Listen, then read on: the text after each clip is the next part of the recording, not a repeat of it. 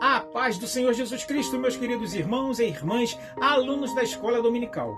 No próximo domingo estudaremos a quarta lição do primeiro trimestre da EBD, cujo título é Deus é Triuno, onde apresentaremos uma análise sistemática e fundamentada da doutrina da Trindade, abordando-a sobre três perspectivas principais: a apresentação bíblica da Trindade, as heresias que contestam essa doutrina e a relevância do debate sobre o unicismo na atualidade.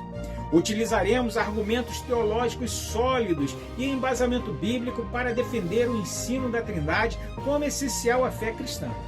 Vamos aprender um pouco mais sobre a Santíssima Trindade? Vamos saber o que é unicismo? Preparados? Vamos em frente então. No primeiro tópico, veremos como a Bíblia revela a doutrina da Trindade sem comprometer o monoteísmo judaico-cristão. O conceito de Trindade, embora não mencionado explicitamente no texto bíblico, é desenvolvido a partir da compreensão de Deus como Pai, Filho e Espírito. Destacaremos que a fé cristã é firmemente monoteísta, em harmonia com o Antigo Testamento. Textos como Deuteronômio 6,4, que diz: Ouve Israel, o Senhor nosso Deus é o único Senhor, reafirmam a unidade divina. No entanto, o autor da lição, o pastor Ezequias Soares, argumenta que a unidade de Deus não exclui a pluralidade de pessoas, como sugerido em Gênesis 1,26. Façamos o homem à nossa imagem, conforme a nossa semelhança. Embora o Antigo Testamento não revele explicitamente a Trindade, apontamos para passagens que sugerem a pluralidade em Deus, como Isaías 48,16, que afirma: Desde o princípio não falei em segredo, desde o tempo em que isso se fez, eu estava ali, e agora o Senhor Jeová me enviou o seu Espírito.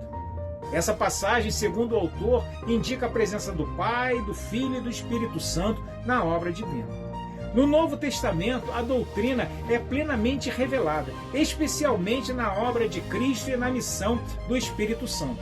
O batismo de Jesus é citado como uma manifestação clara das três pessoas divinas. E sendo Jesus batizado, saiu logo da água, e eis que se lhe abriram os céus, e viu o Espírito de Deus descendo como pomba e vindo sobre ele. E eis que uma voz do céu dizia: Este é o meu Filho amado, em quem me comprazo. Conforme Mateus 3, 16 e 17. O segundo tópico trata das heresias que têm desafiado a doutrina trinitária ao longo da história, como um destaque para o unicismo. O unicismo nega a distinção de pessoas na divindade, afirmando que Deus apenas se manifesta em modos diferentes.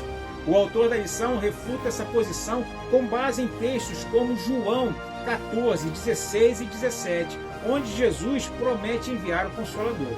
E eu rogarei ao Pai, e ele vos dará outro Consolador, para que fique convosco para sempre. Ezequias Soares reforça que a Bíblia apresenta o Pai, o Filho e o Espírito Santo como pessoas distintas, mas unidas em essências.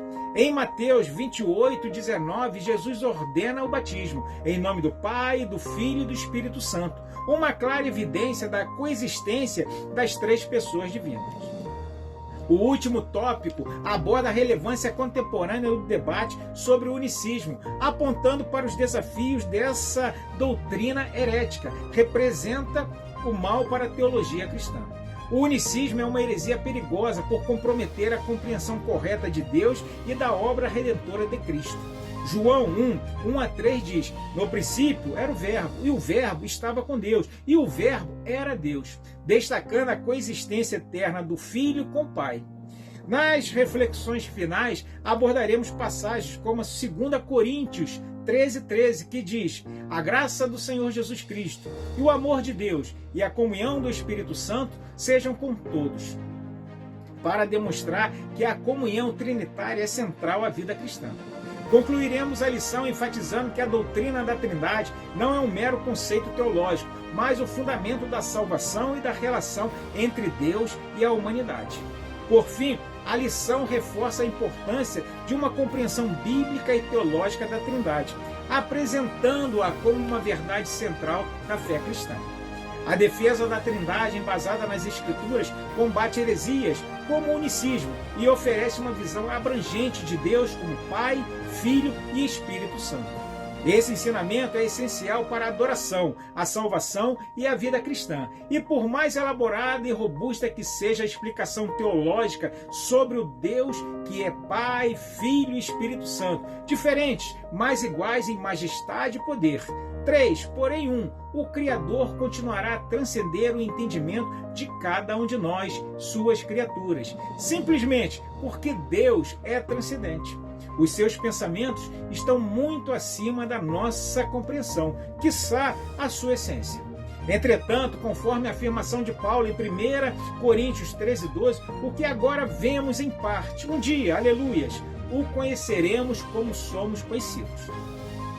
Chegamos assim, meus irmãos, ao final deste vídeo. Esperamos que a síntese de nossa quarta lição do primeiro trimestre tenha motivado cada um de vocês a estarem conosco no próximo domingo em uma escola bíblica dominical bem pertinho de sua casa.